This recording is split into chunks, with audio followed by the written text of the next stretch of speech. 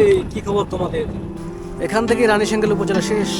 আমি এখন পীরগঞ্জে ঢুকতেছি, তো বিশেষ কাজে আসছিলাম রানীশাঙ্গেলে। রানীশাঙ্গেলের মানুষ, আপনারা যারা আমার ভিডিওটা দেখবেন অবশ্যই কমেন্ট করতে হবে রানীশাঙ্গেলে ঘোরার মতো কি কি আছে, একটু কমেন্টে জানাই দিবা। নেক্সট টাইম রানীশাঙ্গেলে আসলে অবশ্যই আমি ঘুরে যেতে চাই।